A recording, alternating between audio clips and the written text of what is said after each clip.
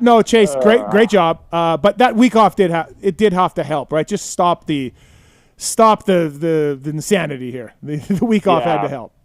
Yeah, it helped for sure. I actually ended up getting sick on the weekend off. Oh. I don't know, but I thought I got food poisoning, but I guess there's this like stomach thing going around. Seems like a lot of people in Florida have it. I was talking to people this weekend. Mm-hmm. No one's ever heard of it, so it might just be a Florida thing. I don't know. But I got super sick. Like, I threw up all Saturday, Sunday. Oh, jeez. So yeah, I was kind of down and out this weekend, but I mean, I got to rest and just relax. I went to the beach Saturday, got to surf and stuff like that. So it was definitely needed. Mm-hmm. And to be honest, I was telling Lewis this in our interview after the race. I'm like, dude, I've never had so many people text me so pumped about my third place in Indianapolis. I'm like, that's not a good look. Like, third, I mean, yes, it's always good being on the podium, but like, I mean, I never usually get text for like a podium, like a third, second. Yeah. Like, it's normally just like people texting me if I win. And I was like, man, like, is it really that bad? Like, is it that bad that people are like, way to get a third, buddy? Yeah, boosting my confidence for a third place. Like I said, being on the podium is awesome, but like a third is like, yeah, it could have been better for sure. So that was kind of a turning point for me. I mean, well, people, if they're thinking it's this bad, like, we got to turn something around, which I knew it was bad, but no, it was good to have a week off, and I don't know why. I've always been that way since I've been little. Like, going to an amateur national, I'd always start off the week, first couple motos pretty good, and then I would just get into this rut. Middle of the week, second motos, like 3-moto format, third motos come around, and it's like, I'm on. I don't know what the deal is there, but be nice to figure that out, because it's I cost myself a lot of points in the middle, but I feel like I'm turning the corner, and I mean, it's only one race, so we got 7 more to go, but definitely in a better spot, and I needed it in a big way. So it was nice to perform finally. The track seemed tough to pass on, but you rode really well to come through and get guys. And then I wasn't there this weekend, but did the rhythm? Oh, you weren't there? No, I didn't go. Yeah. Sad you didn't notice that. I really well, he had Lewis there, so why does he need to? I really thought you'd be like, hey, Steve, but no. I just assumed you were there. I didn't. So sometimes I don't see you. So. Oh, I always thought I see you. Anyways, the rhythm, the 3-4, that was really a separation. You stopped doing it after, in the third one, and when Webb was pulling away a little bit. Was that as far as like just feeling good? From what I gather, you were really nailing that thing, getting it well. Was that the whole track? The whole thing was right there. Yeah. Yeah, it was most of it, just because.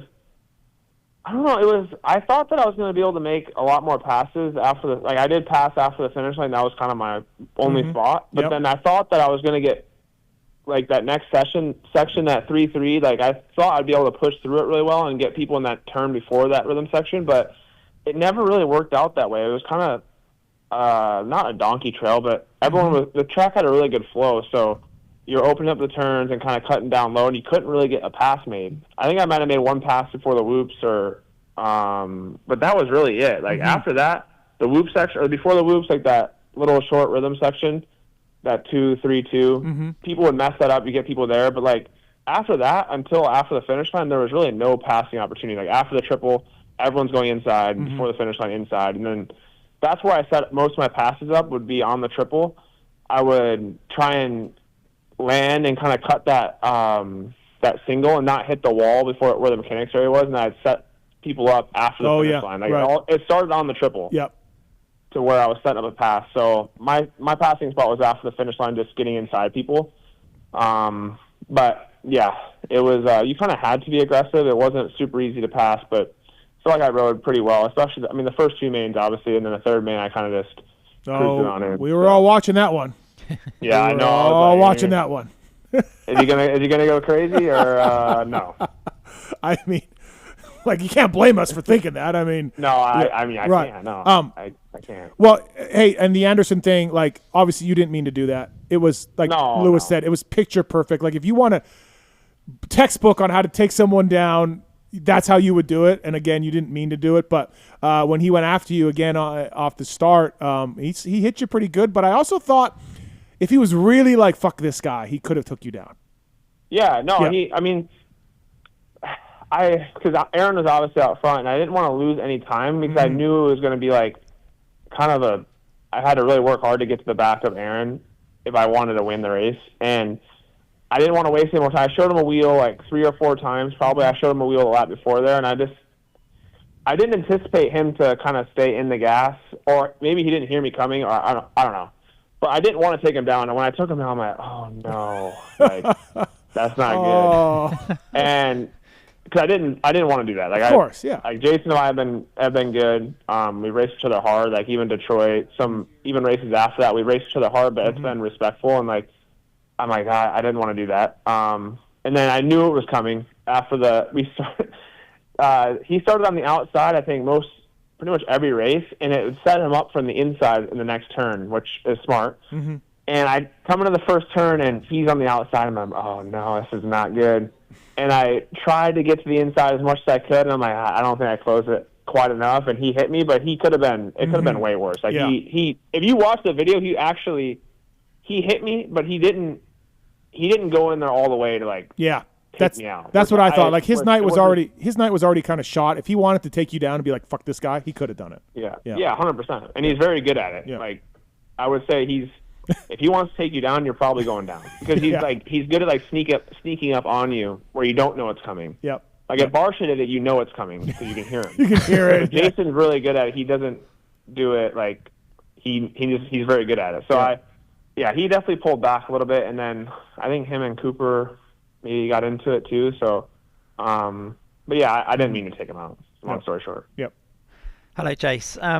Something you said in the press conference afterwards. I mean, you were talking about your riding style and how you had such like a connection with the track. You said you even referenced MotoGP at one point, just saying the way you go into corners, the way you have rollout speed. Could you just talk a bit more about that? What kind of do you mean exactly? It's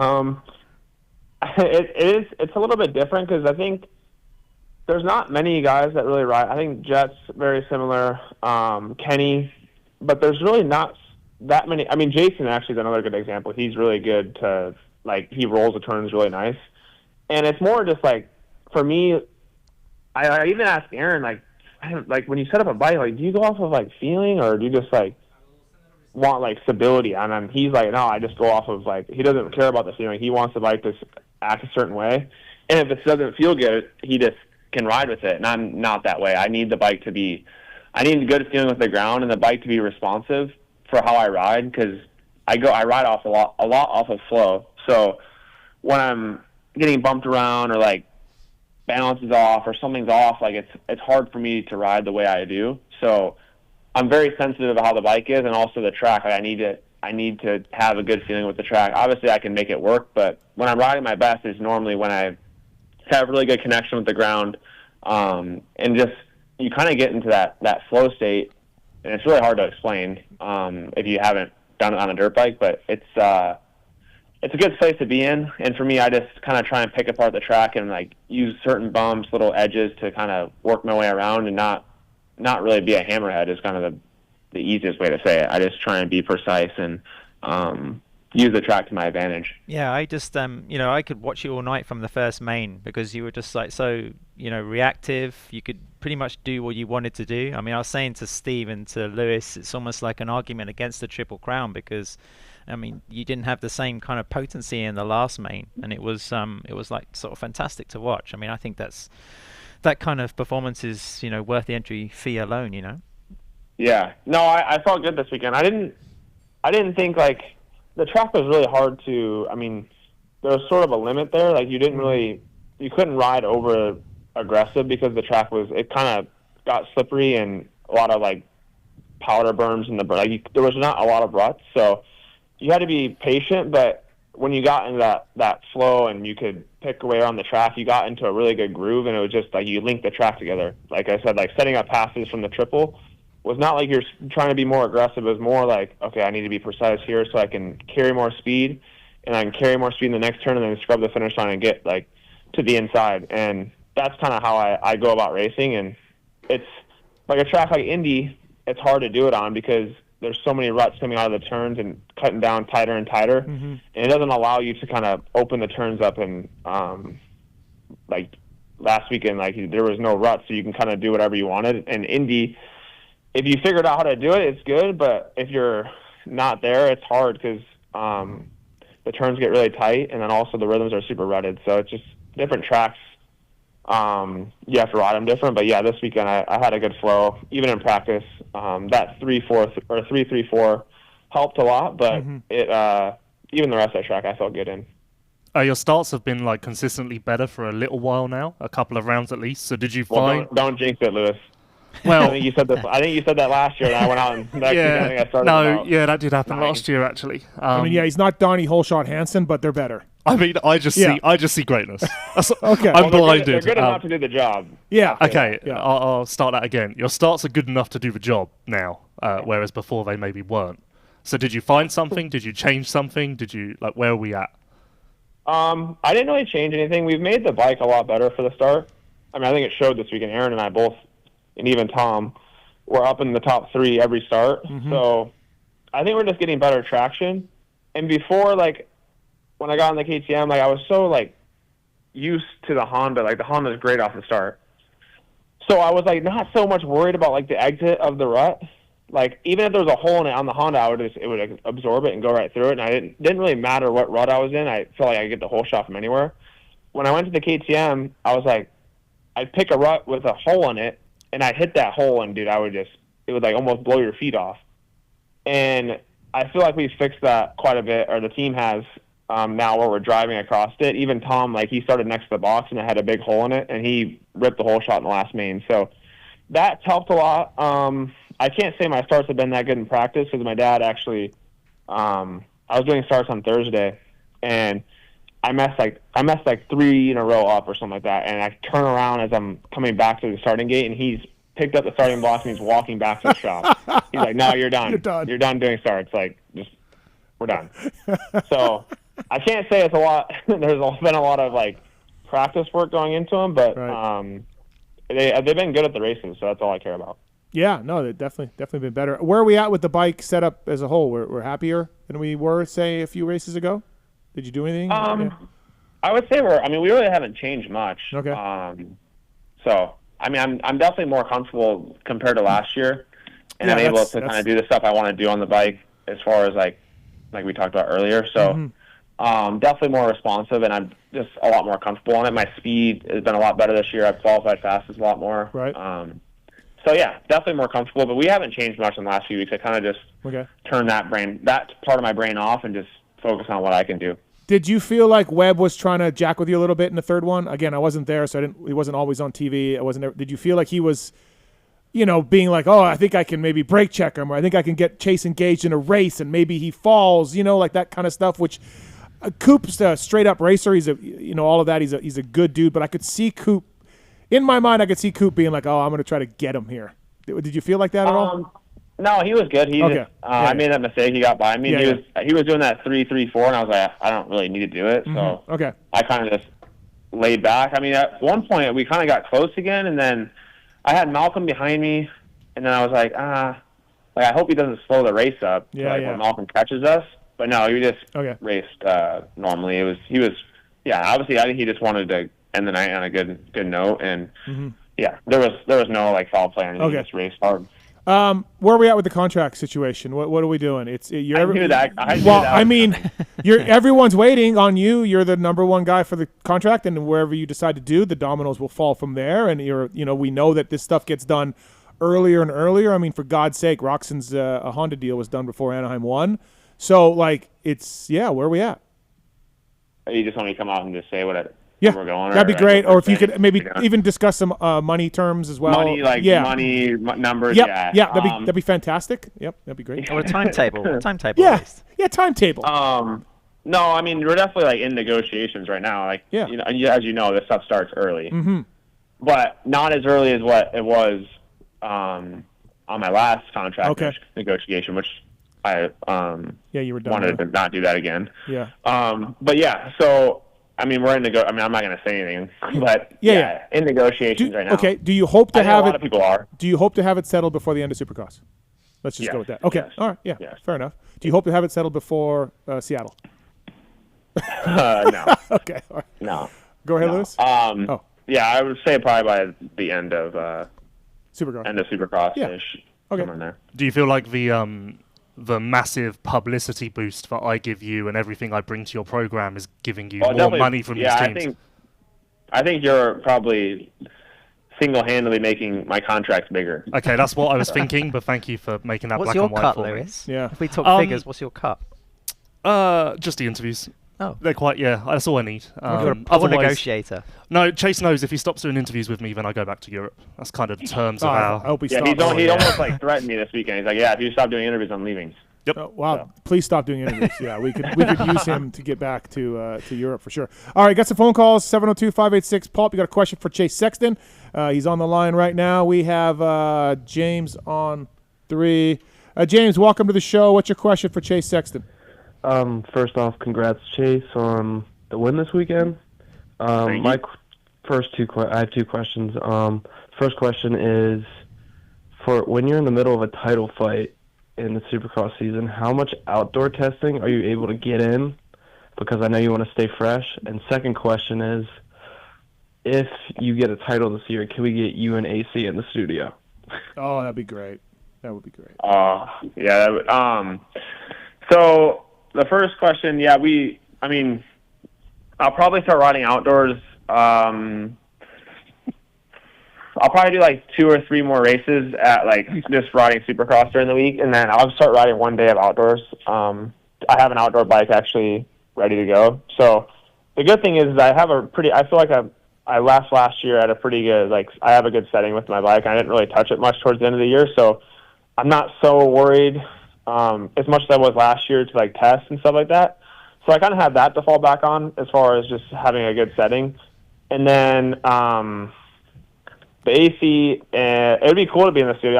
I would actually be down to do that. It'd be fun. Oh wow. Maybe okay. bring Lewis in too.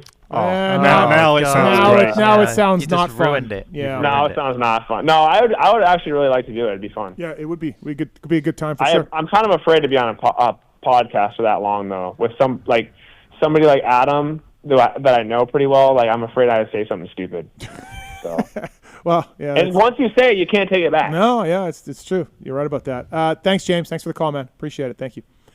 We do have Troll Train, Alex Martin, Jeremy Martin, and Phil coming in studio next month. That should be all time, where they just all rip on. Really good. They just rip on J Mart the whole time. That'll be the J Mart stories are pretty classic. they are, dude. I kind of like them. The I might actually listen to that one. The UPS delivery, man. Did you hear about that one over Christmas? Yeah. Yeah. No, we talked about it last time. Oh, that's right. Yeah. Unbelievable. Is he still doing that? No, he just did it for a little while. Then he was wondering why the pay was so poor. It's like, yeah, welcome to the real world, J It's a Mart. normal job, yeah. Okay, we got some other phone calls here. Kyle's on 1.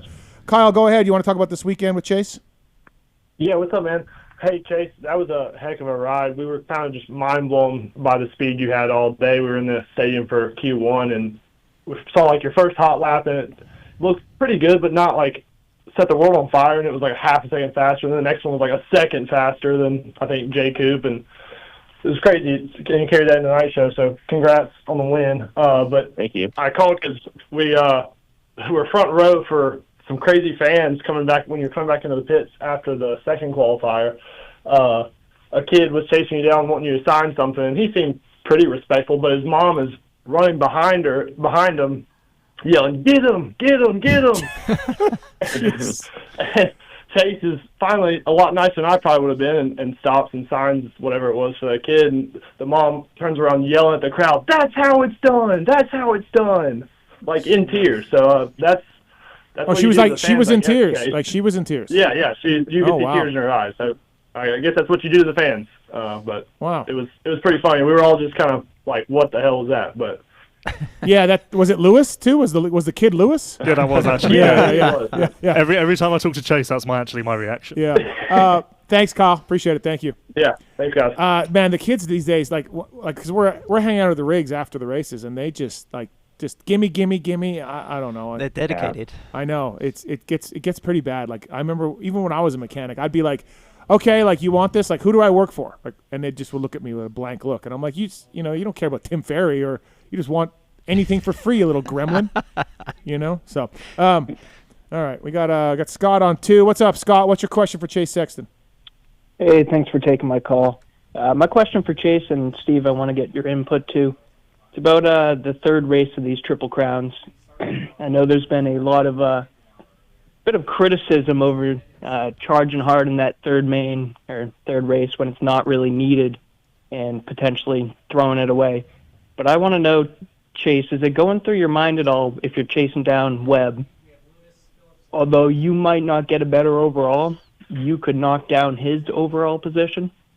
Because I've heard a lot of people saying you're chasing for nothing, but I would argue that you could worsen his overall. So I don't know if you're doing that big brain math like Jed is out there in the course, but well, we literally saw the Dallas thing, and we saw where Chase wanted to get him, and then we also saw Chase lay up. So we've had 2 examples of that for sure, right, Chase? Yeah, I mean, this weekend, I think he was going to get 4th overall, even if I beat him. So it didn't really matter, but it's not so much that we're going. I mean, even in Dallas, it wasn't so much that I wanted him to get a worse overall score. It's more that I just wanted to beat him, just to not really send a message. But we're racers, and I think it's more just like it's like if you have the edge. If you have the edge to beat him, you take the opportunity and you go do it. But obviously, I kind of learned the repercussions of that. So if you don't make it happen. So this weekend, I knew I had the overall, obviously. So I just kind of, like I said, played it safe. It was hard. It wasn't easy. I was trying everything not to just start doing that rhythm section again and kind of go after him. But it's just a kind of, you got to take an ego check a little bit and just take the overall win, because even if you win all 3 or you don't, it's still an overall. It's a win, and a win's a win. So this weekend was tough, but it's just got to be mature and you got to learn from the mistakes you made too, because I obviously made one this year. So thanks, Scott. Thanks for the call. What if I've heard this before, because we've seen many guys check up in the third main when they knew they had the overall. We've seen it time and time again. What if they gave you guys 3 extra points or 5 extra points? Would that matter? Would that be if we won all 3? No, just you got 3 or 5 extra points for each main win. So he would get 10 more points. He'd get 8 more points. It'd be nice, because I won 2 of the 3 main events. It would be nice, because another thing is too, it's hard to make up points in a Triple Crown. If you think about it, I've had it. I think, what race was it? It might have been Phoenix in 22. I went 11-3-1, and I got 3rd. Right. If that first race is a main event, you're screwed. Yep. And I've seen it happen with a lot of guys, having 2 or 3 bad main events, and they win one, their overall just goes back to normal. Oh, for sure. Better. So no, I can't count. It's hard to make up points. Yeah, on a Triple Crown. I can't count the number of times that you're like, oh, that dude's screwed. You're like, wait, he's 3rd. The other night. It definitely is. No, it's hard to make up points. So it's kind of it would be nice if there was more on the line, I guess, or even. I always think. I'm obviously good at qualifying, but even qualifying for, I think, do you get a point for F1 qualifying? No. No, I thought you did. The sprint race is a qualifying point, right? Yeah, sprint points, yeah. And MotoGP as well. For sprint qualifying race or just qualifying? Just sprint race. Yeah. Yeah, I don't know. It'd be nice to get, because at this point, qualifying is pointless. All the gates are pretty good. I think there should be more points given out, not just for the main events. Even if it's a heat race or, qualifying or whatever it is, I think there should be more points awarded every weekend than just one main event or even the Triple Crown. It's still only 1 points paying thing. So, I don't know. It'd be nice. Outdoors is kind of cool, because both motos you get points for each. So, I don't know. It'd be nice to maybe have that change. But I don't know. With the Triple Crown thing, it's hard. I don't think a lot of people. It seems to be the guys that don't do good in Triple Crowns don't like them, and the guys that do good like them. So it's just kind of 50-50. I'd like to see a Super Bowl thing to start the night, and just go. I'd like that. Go 5, 4, 3, 2, 1 for points. Something like that. It was at Paris. Paris seems to go down pretty well. I've seen him at Geneva, Paris. A ton of. Without kissing ass, that would just be the chase format, wouldn't it? Okay. Not Chase as in like NASCAR, but Yeah, Chase on the line. Chase Sexton format, right. Well, I would like it. Yeah. No shit. Decal Works bringing you Chase Sexton. You know, one man who wouldn't like that format is our next guest. We'll bring him in early here. Filthy Phil Nicoletti. What's up, Phil? Oh, he's back. Did you ride? What'd you think of Chase's ride there, Phil, this weekend? Starts were on point, huh? Yeah, I got the Phil starts going. Dude, I don't know. You and AP were dialed. I mean, minus the first one, but man, the main 2 and 3 were on point. I was impressed. Yeah, well, you left, so I had to take your role for the starts, which I needed. That was unreal. I give you props, dude. I don't know how you're doing that 3 quad triple. That's 3 in, and you made it so easy. I don't even understand. Yeah, it wasn't that the 3 in was that big. It was just, well, I don't know what they're doing at the 3 ins this year, but they're making all the landings like, they say they're 5-footers, but they're not 5-footers. They're like 7 foot tall. And the turn was like it wasn't complete. It was more like a bank turn. Like you didn't ride the whole thing. It was more like you just rode into it and you cut out of it. There was no like ending to the berm. So it was really hard to get a drive to 3 in. And obviously on the 450s we have first gear. So that was the first gear, 3 in. And that makes it a lot easier. If you had to carry second, I don't think you're making it.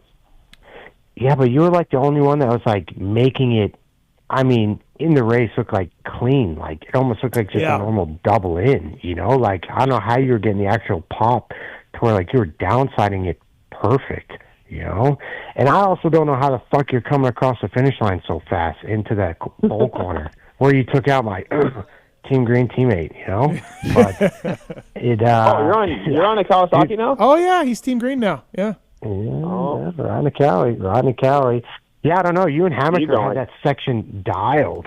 You didn't see Chase, you didn't see the press release? Phil is committed to the Kawasaki Walton team for the Canadian Nationals this year. Oh, no, I did see that, actually. Right. I did see that. Yeah. I did see that. So we're on for the summer. But, no, I don't know. Like I said, it all started on the triple. Like I made sure I didn't hit the wall out where the mechanics area was, and I was able to sweep that turn and just scrub. I mean, I think for some reason, I've always been decent at staying low off stuff. And then once I stayed low on that, I mean, you had so much momentum, you just go straight, obviously, into the turn. That section was actually really fun in practice. There was like a little bit of a ledge. You couldn't really see it, but you go across the start, and then into that turn, it would go down and then into the berm. And it was like in practice, you could jump across, and you land sitting down, and you just rail that turn, which was really fun. And I think it was like something that was kind of like hidden that not a lot of people were doing, and it was actually made the turn better because you were stuck like in it. And then I never uncorked that 2-3-2 across the start, which I think was actually faster. I was just going to ask you about that. So I saw Nichols' video. I heard Hill was doing it, and then what was the issue with that? Like, just super hard, obviously. I don't think it was that hard actually. Okay. I just never did it. All right. Like I think I should have done it, but like at the point, like in the first 2 main events, I didn't need to do it. And then also, like, in the third main event, like, why am I going to do it now? Right. My dad was like, because I was sizing it up in the first main event. I was jumping it to the face and then 3-3ing. I was thinking about doing it in the first race, and my dad's like, what are you doing? Like, either you're going to jump or you're not going to jump, but don't jump halfway. And so I didn't end up doing it, but I thought about doing it on the sight lap for the third main, but I just decided that's probably not a good idea. Yeah. Yeah, let's bust that out on a side lap of a third main event when you're 1-1 going into the third main. Sounds solid. Yeah. I guess somebody said Webb, again, I wasn't there. Somebody said Webb didn't do the 3-4 until the sight lap of the very first Triple Crown race. Is that true? That is true. That is true, yeah. He didn't do it all day until the sight. Yeah. No. I don't know. He did it on his opening ceremonies. Wow. Oh, that was it. Yeah. Sorry. Yes. Yeah. No, I'm looking. Yeah. I'm sitting on the starting line, and I'm seeing him go. He goes down the start straight, turns left, goes down the first rhythm, and I'm looking. I'm like, he's just going to double, or he's going to sit on the top of the jump and wrap. Dude, he turns the turn, and he's wide open. Like, no way he's going to 3 in. And he 3's in, and you know how it's like. You don't know if it's wet. Like, you don't know what the face is like. Yeah. No, exactly. I look over at Jay Cooper. I'm like, did he really just do that? And he's like, and he's just shaking his head. I'm like, that was gnarly. He did the 3-3-4 in front of it. Like, I mean, yeah. It was gnarly. I was like, wow, that was impressive. That's something that I would actually do, like because I'm an idiot. Like, that's something that I used to do in amateur racing. Like, my dad said, if I don't jump in practice, like, you're doing it on the sight lap, because if you crash, we have time to fix the bike, and you're not losing any positions. So, but that's even gnarlier. Like, he could have done it on the parade lap, but instead he does it in opening ceremonies. Yeah, he did the double across the start straight in Phoenix on the parade lap of the opening one. That was when Coop did that. Yeah, but dude, yeah, I don't know, man. As a racer, I would think like, oh boy, here we go. Like, everyone's watching you. It's the only thing going on, and you're going to air this thing out. Yeah, props to Coop. Yeah. Wow.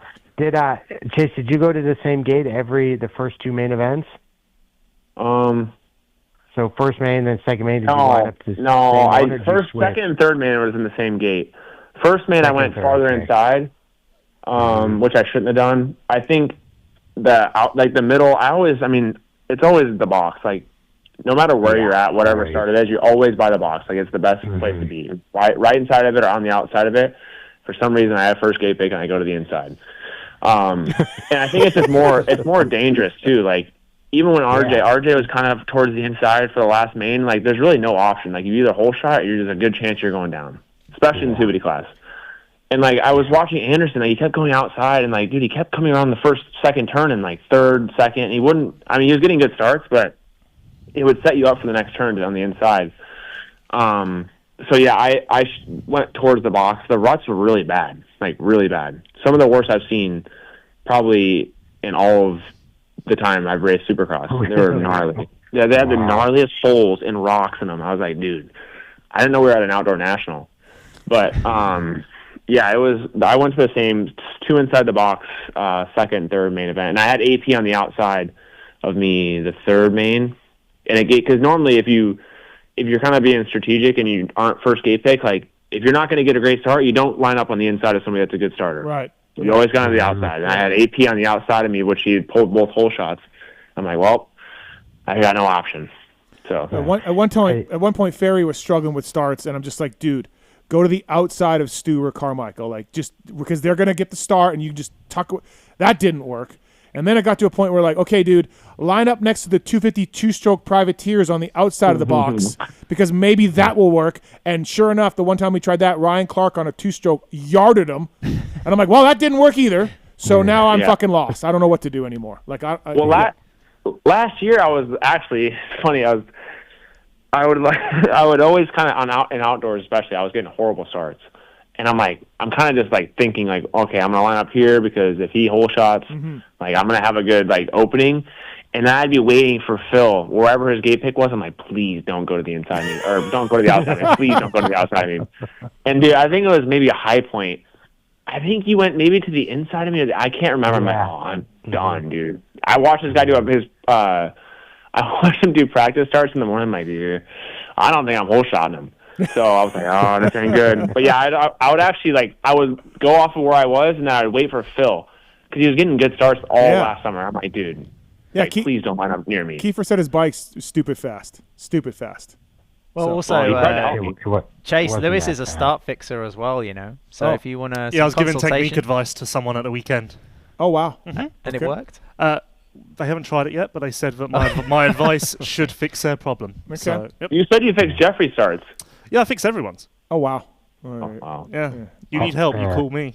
Just send them the video of Lewis riding, and then they'll. There's no. You haven't seen a video of me riding. You've seen a photo. Or pictures, whatever. They can just see a picture and be like, "That dude has no idea what he's talking about." So. Well, that's not very nice, is it?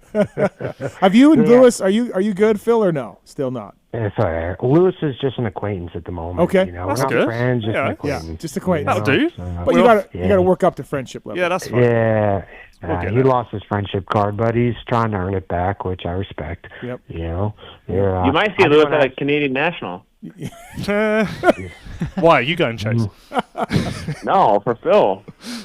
Dude, no, we don't want him up in Canada either. We hardly want him here in the U.S. Yeah, I'm struggling to find my spot in the world, to be honest. I think the Australian Nationals are looking for a cub reporter. Indian Supercross is next. Yeah, Indian Supercross. Yes. There you go. Bowers is doing it. Yeah, that's my spot. Okay. That's funny. Chase, I want to ask you one thing. Third main, come around the first corner. You're in the middle of the rhythm lane.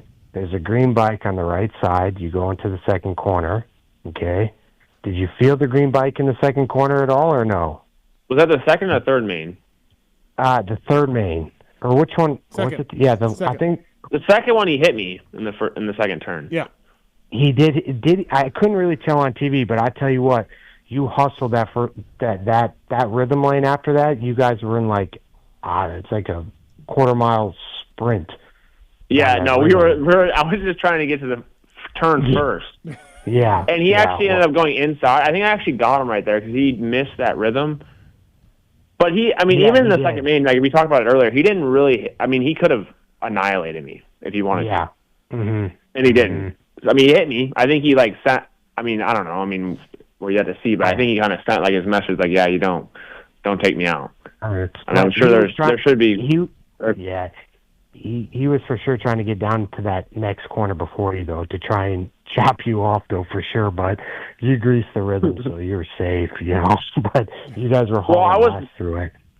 I was nervous at the end of that. I pulled the whole shot third main, and I was so nervous going into that next turn because I went outside to double, and when I hit that turn as fast as I possibly could, just so no one could just chop me right there. Mm-hmm. It was kind of open. I mean, it was open. I think I did it to Coop. I went inside and he went outside, and I kind of I tried to brake so he couldn't double, but he ended up. I mean, he raced pretty good, obviously. So he doubled and still passed me back. But no, it was kind of it was hard to make up time in the rhythms too because they were really. I mean, they didn't look soft, but they were soft, like spongy underneath. So you couldn't really push through like you wanted to, and it was hard to make up time because if you didn't do that 3-3-4. Dude, the next best rhythm was not even close to as fast. So it was tough. Wow. And one more question. The practice start where everything went fucking haywire. I mean, can we stop doing that? Can we stop doing fucking gate drops with 22 of the best guys rushing through the first rhythm and trying to kill some of you guys? Why? I watched Hill 3 in, and I thought he was going to make it, and he clipped it. I'm literally watching. I'm doubling, so I'm not really focusing on what I'm doing. I'm watching him crash, looking to the side, and then I look up and I see Malcolm's bike next to me without anybody on it. I'm like, uh-oh. Yeah. Dude. I was inches from his bike. I don't know how I didn't. His bike went straight. If it went into me, if it went right, I was going down. But that's what I mean. Okay, I always think the 250 guys are young and dumb and all horned up, whatever. But dude, they never have instances like that on the practice start. Dude, it's always the 450 class that turns into a fucking yard sale. It is always. I feel like no, it is always the 450 class. Why though? What the fuck happens, dude? I honestly don't know. I kind of just I go to the first turn, and if I'm not getting the whole shot, I'm just hitting the brakes. I don't need to be. I don't even care to be out front in practice at the beginning. I just like to sit back and scope my lines. So I don't even care to be anywhere near the front if I didn't pull the whole shot. So I just hit the brakes. Our group text, when something happens, our group text from Phil just absolutely explode. He is, dude. But that's what I mean. Imagine Malcolm's bike just went over and fucking hit Chase's hand, and he broke his hand. Yeah. It's just in practice. It's just dude, what? What you got $1 million athletes out there on a practice start that none of that makes sense to me. Zero. I just don't get it. Well, there's a lot of stuff that doesn't really make sense. No, true. Well, that really doesn't. I'm I get so mad when I see that shit. I'm that's just unnecessary, But it is what it is. But next week it'll happen, and the same thing will happen. Yeah. Yeah. It's just Well, I'll be more. I was trying to think. I was trying to be careful. I was minding my own business, looking. I wasn't even looking in front of me. I was looking to the side, watching these guys go down. I didn't even know Malcolm was going to go down. I still don't even understand how he went down. Yeah, poor Malcolm. I watched the video back. I don't even understand what happened. Hill sent his bike sideways into him. Oh, that's I know how Hill went down. Yeah, but I didn't. I'm like, Hill took all out of a sudden Malcolm. Yeah, Hill's bike just flew into Malcolm. Malcolm didn't even do anything. He was just like, do, and Yeah. So literally, Hill's bike turned into a fucking bowling ball. Yeah. All right. Well, listen, anything else for Chase, Lewis, before we let him go? No, other than me and Chase's social guy, Jeff, we're cooking something. You're cooking? Okay. Yep. All right. There's a Chase project in the works. Oh, wow. Oh, no. Teaser. Chase, can I get Hurling's moto scores in 2 weeks when he returns? Well, what race is it? Sardinia. Deep sand. Oh my! I mean, there's a reason he's probably coming back for that race. Did you see the video of him at a local race yesterday? Well, no, I heard he Did he crashed. get hurt, Lewis? No, he was doing a local race and he said they were D-class riders. I have no idea why he was there. He said there was 100 riders and they were doing like second, third row starts. He hit the gate, so the guy who was second row behind him just absolutely torpedoed him from behind. And he sent me a photo of the guy's bike. The seat wasn't even on correctly, like it wasn't bolted in. And he was like, "These are the goons I was racing." Wait, he hit the gate? Yeah, there's a video of it. I have no idea what he was doing. He said it was a local race where like I would be racing. Do you think Pitt's super stoked on that? This is even better. He's got a grate down. So like everyone else is, like standard local race. And then there's Jeffrey with blocks and a grate, and it's like, what are you doing? But no, the rumor, people were saying that he hurt his back, but I was talking to him today and he's fine. Okay. I'm 1-1 gonna in Sardinia. say, yeah, I mean, he's not coming back to get third or second. Poor I Tim. would say Conan's going to be good too on the sand. He's like, I think he's. I mean, in the 250 class, besides for Kai, he was. I mean, even what was it, Netherlands last year? He was really, really good. He beat Kai. So I don't know. He could be okay with Jeffrey, but I mean, I think Geyser and Seb, I don't think they love the sand. Renault, I don't know how he is in the sand, but I would have to say Jeffrey's probably the favorite, even though he hasn't raced, or Conan. Is the little Coonan? Is he alive? He's fine. Yeah, he's kicking. It's unbelievable. You can't tell me he's got to be the toughest kid out Yeah, but there. imagine him doing Supercross. No, he's like a mini Chase, dude. Can hit a fucking brick wall and just get up and be like, yeah, I'm okay. And he's tiny too. Dude, he is. Dude, I know, but like you and him are like got to be brick shit houses, dude. You're the only dudes that can hit the deck the way you do and get up and be like, yeah, okay, I'm sore, but I can still keep trucking, dude. I thought the Saturday one he was done after that. Yeah. I was like, I think that was the worst one. The Sunday one was gnarly. It was gnarly. Dude, fuck me. Hey, also, you know who else is good at starts? Lewis, I don't know if this is like a known thing, is gifting. Yeah. Has He's he always been good at starts? Or yeah, even in 250s when he was on like a satellite bike, he was always good. I don't know what it is. I think he just sends it. And he sends it in the race too. Yeah, like I think he just even if he's going into the first turn mid-pack, he just sends it in there and then comes out somewhere near the front. That was a Marty move. Feb almost went down. Yeah. His bike was in the air at one point. I watched the race thanks to Lewis's login. Yeah, I sponsor Chase. Yeah, that's ridiculous. Chase makes millions of dollars. He can buy his own fucking login. That's ridiculous. Well, I like to sponsor. Okay. I like to help. Can I have your login then? No. Okay, thank you. All right. Well, Chase, we've taken enough of your time. Thank you for getting back to us, and thanks for coming on. Congrats on Birmingham, and you can count on. I don't know if you were planning on doing Seattle press day, but it's already been canceled, I think. So. Oh, why? Just the weather. Yeah. Is it supposed to rain this weekend? Yeah. Oh, yeah. Oh, perfect. Have fun, dude. I like the mud. Yeah, you're fine. I like the mud. I'm not. Phil, you're good in the mud, aren't you? Yeah, I like the mud. Yeah, you beat me at Seattle in the mud. Yeah, I did. Okay, that's mud. But how it was last year when you and Coop did like the battle to the death to the finish line, I don't like when Seattle's like that. Yeah. Yeah, but if it rains, it ain't going to be like that. It's going to be worse. Yeah, okay, that's fine. But if it's not like that and it's like how Seattle was last year, I'm out, dude. Yeah, that was treacherous. That was not fun. Fuck, dude. I quit that day. All right. Thanks, Chase. Thank you, man. Yeah, thanks, guys. Appreciate it. Thank you. See you, Chase.